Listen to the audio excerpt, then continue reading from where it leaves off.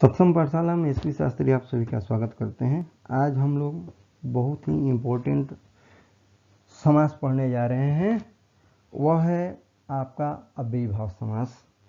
आप इसको बहुत ही ध्यानपूर्वक देखेंगे तब जाकर के अव्ययीभाव समास आपका क्लियर होगा। यदि आपने मेरे चैनल को सब्सक्राइब नहीं किया तो सब्सक्राइब अवश्य करें, लाइक करें और दोस्तों के साथ शेयर करें। बेल आइकन भी दबाएं ताकि नोटिफिकेशन आपको मिलती रहे। चलिए, अव्ययीभाव समास शुरू होने से पहले हम लोग जान लें समास की परिभाषा। समास की जो सामान्य परिभाषा, एक पदी भाव समास, यानी जब दो या दो से अधिक पद मिलकर एक पद हो जाते हैं उसे अव्ययीभाव समास कहते हैं। समसनम इति समास, यानी समसनम यानी संक्षिप्त रूप यानी जब दो या दो से अधिक पद मिलकर एक पद यानी संक्षिप्त रूप ले लेते हैं तो समास कहलाता है। यानी एकदम सामान्य समझिए कि समास जो है एक पद, अनेक पदों का एक पद होना समास है।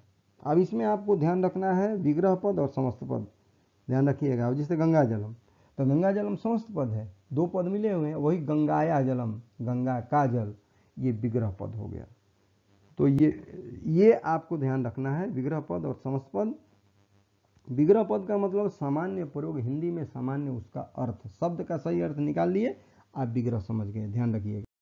चलिए, अव्ययीभाव समास। अव्ययीभाव समास की जो परिभाषा है, पूर्वपद प्रधान अव्ययीभाव, जिसका पूर्वपद प्रधान हो उसे अव्ययीभाव समास कहते हैं।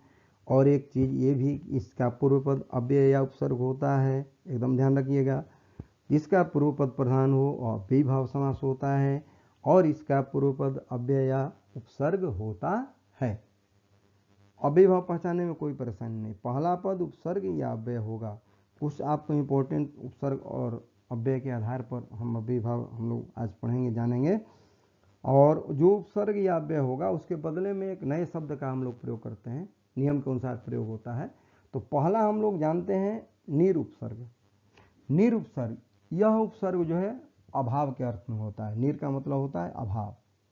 इसका विग्रह षष्ठी विभक्ति में होता है। जब भी इसका विग्रह करेंगे निर वाला शब्द का तो षष्ठी विभक्ति में करेंगे, और विग्रह करने पर अंत में अभाव शब्द का प्रयोग करते हैं। विग्रह करेंगे तो अंत में अभाव हो जाएगा, और जो उपसर्ग रहेगा निर उसको हटा देंगे, उपसर्ग हट जाएगा, और बाद वाले पद में द्वितीया, अंत में अभाव का, षष्ठी और अंत में अभाव का प्रयोग करेंगे। जैसे मान लीजिए निर्जनम। निर्जनम, नीर का मतलब हुआ अभाव, तो निर्जनम का मतलब अर्थ क्या हुआ हिंदी में, या विग्रह कहिए या जो अर्थ लगाइए दिमाग। अब सोचिए, जन का अभाव, इसमें तो कोई परेशानी नहीं है। जन का अभाव, तो जनस्य अभाव, निर हट गया, और निर के बदले में अभाव का लास्ट में प्रयोग करेंगे, और जन में षष्ठी, जनस्य अभाव। निर्धनम, धन का अभाव, धनस्य अभाव। तो ये होता है आपका इस उपसर्ग का जो अर्थ युक्त जो पद है लास्ट में प्रयोग करेंगे, और षष्ठी विभक्ति का जन या उत्तर पद में षष्ठी विभक्ति लगाएंगे हम लोग। और उदाहरण देखिए, निर्गुणम, गुणस्य अभाव, गुण का अभाव हिंदी में अर्थ हुआ, या विग्रह जो कहिए। निर्भयम, भय का अभाव, भयस्य अभाव। निर्गंधम, गंधस्य अभाव, गंध का अभाव। निर्विघ्नम, विघ्न का अभाव, विघ्नस्य अभाव। आप बहुवचन भी प्रयोग कर सकते हैं, विघ्नानाम अभाव, ठीक है। निर्व्याघ्रम, बाघ का अभाव, व्याघ्र का अभाव, व्याघ्रस्य अभाव। निर्मूलम, मूल का अभाव, मूलस्य अभाव। निर्मक्षिकम, यानी मक्खियों का अभाव, तो मक्षिका शब्द हो गया षष्ठी बहुवचन, तो मक्षिकाणाम अभाव। निर्बाधम, यानी बाधा का अभाव या बाधाओं का अभाव, तो बाधाया अभाव चाहे बाधा नाम अभाव, दोनों प्रयोग कर सकते हैं। तो ये आपका हुआ निर उपसर्ग से युक्त शब्द। कुछ उदाहरण हमने आपको दिखलाया ताकि आप समझ सकें इसको अच्छी तरीके से। अगला उपसर्ग जो है स है। अब यह साथ के अर्थ में होता है। स का मतलब ये होता है साथ, और ये आप लोग पढ़े होंगे विभक्ति में। इसका विग्रह तृतीय विभक्ति में करते हैं। आप विग्रह जब करेंगे ना, तो स के जगह पर हम लोग सह सहित या युगपत शब्द का अर्थ के अनुसार वहाँ प्रयोग करेंगे। स हट जाएगा और उसके बदले में सह सहित या युगपत, यानी अर्थ के अनुसार जिसका प्रयोग सटीक होगा, सही होगा, वही करेंगे। जैसे सस्नेहम, तो स्नेह सहित, इसका अर्थ क्या हुआ, स्नेह सहित, स्नेह के साथ। तो स हट जाएगा, स्नेह में तृतीया लगा देंगे, स्नेहेन सहितम। बहुत सा उदाहरण हमने दिया है, ध्यान रखिएगा, उदाहरण से बहुत जल्दी समझ में आता है।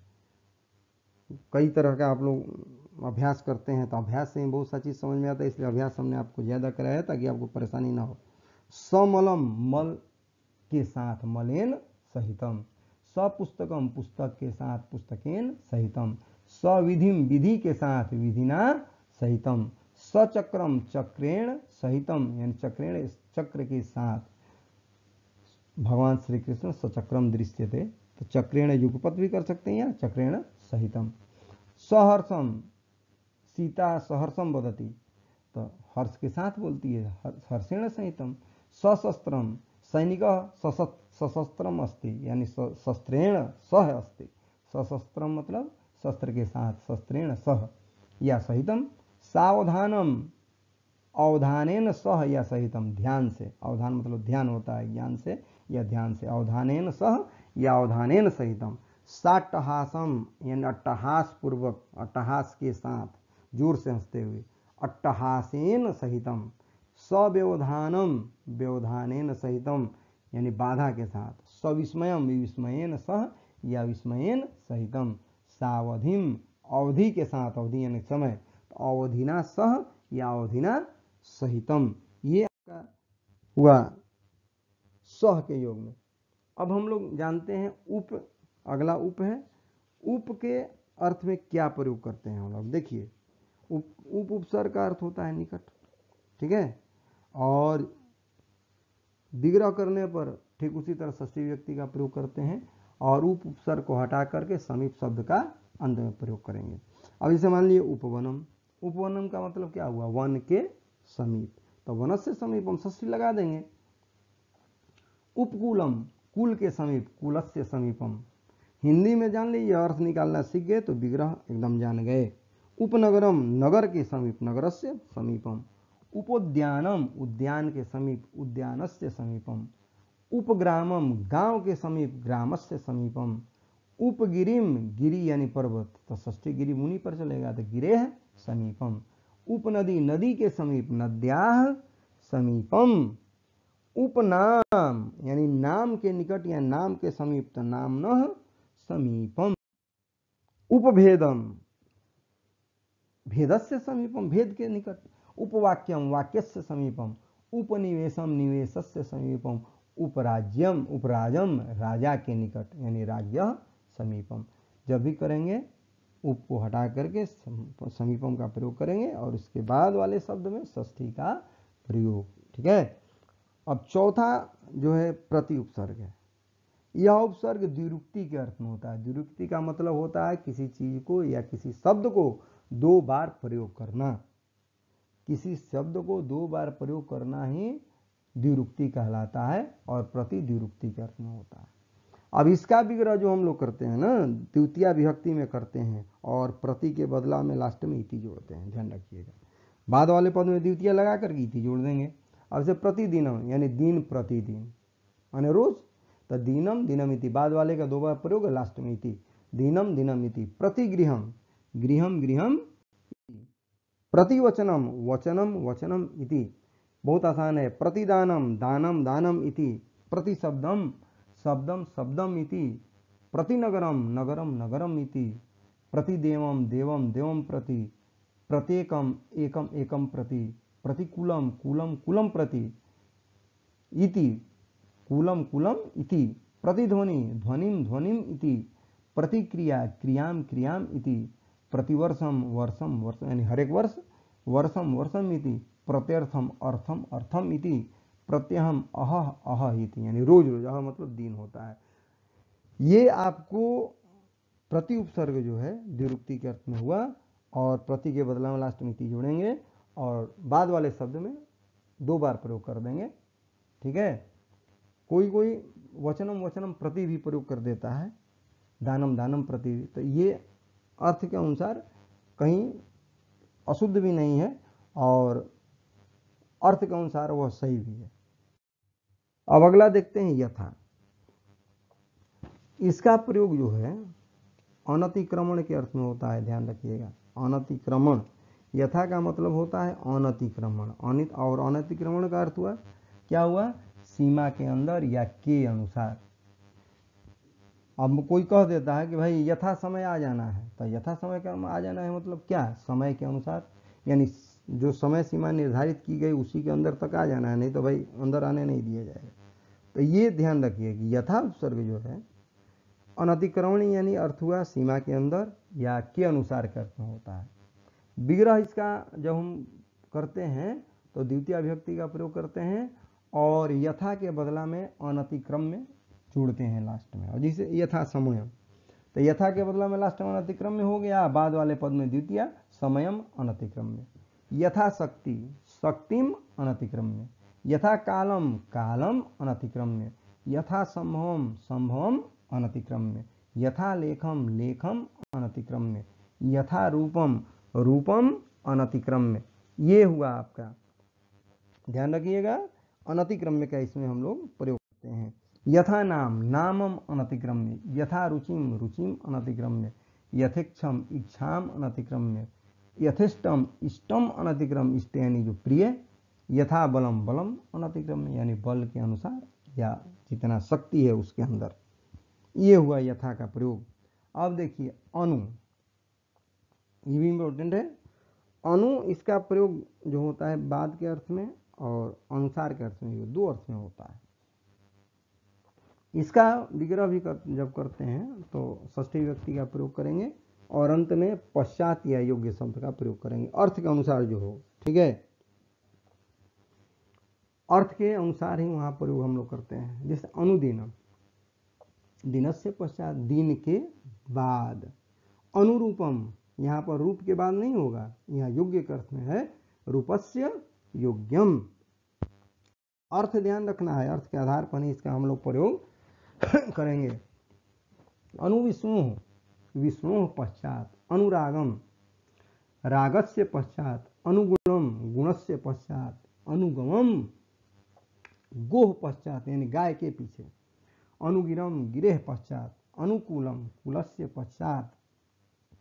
अनुकालम, कालस्य पश्चात। अनुरथम, रथस्य पश्चात। अनुवादः, अनुवाद यानी वाद, वादस्य पश्चात। अनुग्रहम, ग्रहस्य पश्चात। अनुगृहम, यहाँ देखिए ग्रह ऊपर है, यहाँ गृह है, गृहस्य पश्चात। ये हुआ आपका अनु का प्रयोग, माने अनु दो अर्थ में हुआ आपका, योग्य और पश्चात के अर्थ में। इंपॉर्टेंट उदाहरण आपको हमने दिया है, इसको ध्यान रखिए। अनुशासनम, शासनस्य पश्चात होता है ना, शासन के पीछे पीछे चलना अनुशासन होता है। अनुचरः, चरस्य पश्चात। अनुशीलनम, शीलनस्य पश्चात। अनुक्रमम, क्रमस्य पाद, यानी अनुक्रमांक जिसको हम लोग कहते हैं सीरियल नंबर, वही क्रम के पीछे पीछे, क्रमस्य पश्चात। अनुगमनम, गमनस्य पश्चात। ये षष्ठी का प्रयोग, और बाद में पश्चात या अर्थ के अनुसार योग्य का प्रयोग करेंगे। एक और इंपॉर्टेंट आपको बता रहे हैं, आ उपसर्ग। आ उपसर्ग तक या भर के अर्थ में होता है, और इसमें द्वितीय विभक्ति का भी प्रयोग करते हैं, और कभी कभी विग्रह में मूल शब्द में ही पंचमी लगाकर इति लगा देते हैं। दो तरीके से इसका विग्रह करते हैं। जैसे मान ली आजीवनम, तो आ के बदला में तो पर्यंत लगाएंगे ही, या बाद वाले शब्द में द्वितीय का प्रयोग। आजीवनम यानी जीवनम पर्यंतम, जीवन भर या जीवन तक। आबालम, बालम पर्यंतम यानी बचपन तक या बाल्यावस्था तक। इसका विग्रह करो एक और तरीका से कर देंगे, मूल शब्द में ही पंचमी लगाकर इति कर देते हैं, आजीवनात इति या आबालात इति। दो तरीके से इसका विग्रह होता है, ध्यान रखिएगा, दो सही है। हमने यहाँ लिखा है आपको, इसका विग्रह एक और तरीके से करते हैं, मूल शब्द में ही पंचमी लगाकर, पंचमी विभक्ति लगाकर अंत में इति जोड़ते हैं। एक तो द्वितीय लगाकर पर्यंतम, और मूल शब्द में पंचमी लगाकर इति का प्रयोग कर देंगे। जैसे आमरणम, मरणम पर्यंतम या आमरणात इति, दोनों विग्रह सही है। आजन्म, जन्मम पर्यंतम, आजन्मात इति। आकंठ, कंठम पर्यंतम, आकंठात इति। आरक्षणम, रक्षणम पर्यंतम, आरक्षणात इति। आमुखम, मुखम पर्यंतम, आमुखात इति। आरोहणम, रोहणम पर्यंतम, आरोहणात इति। आसमुद्रः, समुद्रम पर्यंतम या आसमुद्रात इति। आक्रमणम, क्रमणम पर्यंतम या क्रमणात इति। ये आपका हम बहुत ही इम्पोर्टेंट अव्ययी भाव समास का जो मूल चीज़ आपको हमने बताया। सब्सक्राइब अवश्य करें दोस्त, लाइक करें, दोस्तों के साथ शेयर अवश्य करें। पुनः मैं आपको नया संस्कृत से जुड़ा हुआ विषय लेकर उपस्थित होऊंगा। तब तक के लिए थैंक यू, धन्यवाद।